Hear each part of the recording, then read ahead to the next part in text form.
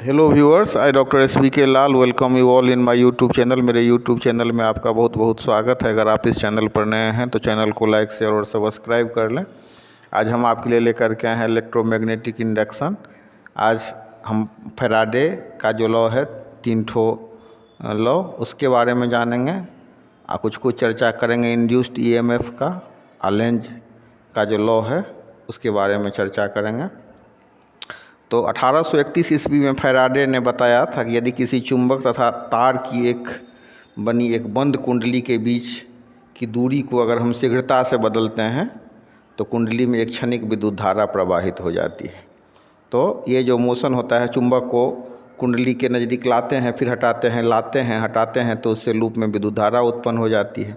तो लूप में यह विद्युत धारा उतने ही समय तक प्रवाहित होती है जब तक कि लूप और चुंबक के बीच अपेक्षित गति रहती है, रिलेटिव मोशन रहता है। तो इस प्रकार से उत्पन्न होने वाली धारा को हम इंड्यूस्ड करंट कहते हैं तथा इस घटना को विद्युत चुंबकीय प्रेरण कहते हैं, इलेक्ट्रोमैग्नेटिक इंडक्शन कहते हैं। अब फ्लेमिंग्स राइट हैंड रूल से भी हम इसके डायरेक्शन को पता कर सकते हैं कि कैसे, मतलब फील्ड जो है सो तर्जनी के, ये फील्ड जो है सो तर्जनी का बताएगा और धारा को बताएगा हमारा मिडिल फिंगर, और जो अंगूठा है वो बताएगा मोशन करंट का। तो EMF और अमाउंट ऑफ EMF की अगर हम बात करें तो E is proportional to d∅/dt, मतलब rate of change of magnetic flux. तो हम लिख सकते हैं E बराबर k d∅/dt, या मतलब I बराबर E/R N/R इंटू d∅/dt। तो इलेक्ट्रोमैग्नेटिक इंडक्शन जो इसमें दो शब्द है, एक है हमारा इलेक्ट्रो, दूसरा है मैग्नेटिक। तो इसका मतलब क्या हो गया? इसका मतलब हो गया कि मतलब इसमें एक हो गया इलेक्ट्रिसिटी और दूसरा हो गया हमारा मैग्नेटिज्म। तो दोनों का इसमें प्रॉपर्टी है। और स्टेट प्रिंसिपल में हम क्या देख रहे थे कि अगर दो तार के कंडक्टर के बीच में अगर इलेक्ट्रिसिटी का फ्लो हो रहा है तो कैंपास नीडल इफेक्ट होता है। तो क्या ऐसा भी हो सकता है कि moving moving electric charge produce magnetic field और स्टेट प्रिंसिपल से?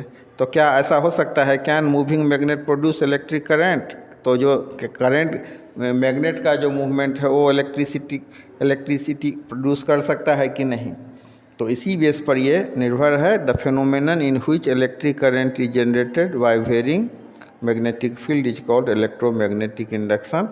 आइए इसके बाद हम देखते हैं फैराडेज एक्सपेरिमेंट नंबर 1। इसमें हम एक लूप लेते हैं और लूप के नज़दीक आप देख सकते हैं कि एक मैग्नेट है, बार मैग्नेट है। तो इसको क्या करते हैं, हम ये लूप के नज़दीक लाते हैं, फिर हटाते हैं, और जितना तेज़ी से इसको हम उसके बीच में के दूरी को बदलते हैं उतना ही करंट का फ्लो ज़्यादा होता है। तो डिफ्लेक्शन C एंड हैंग्स, मतलब deflection is found to be larger when the magnet is moved faster. यहाँ हम एक कॉइल देख रहे हैं।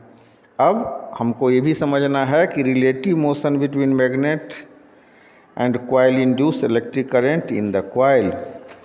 अब इसके बाद हम लोग समझते हैं फैराडेज एक्सपेरिमेंट नंबर 2।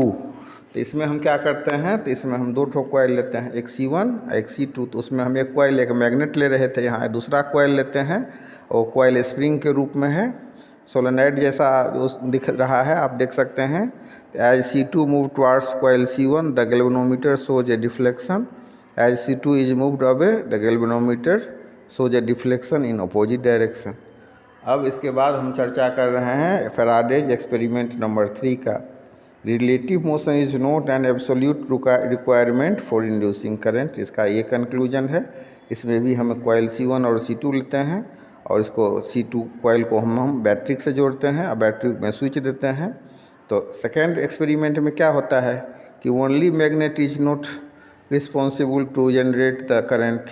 दूसरा कॉइल भी है, उसमें भी अगर हम बैटरी से जोड़ देते हैं, इसमें कॉइल में करंट का फ्लो होता है तो C1 कॉइल में करंट जनरेट होता है, यहाँ भी हम देख सकते हैं।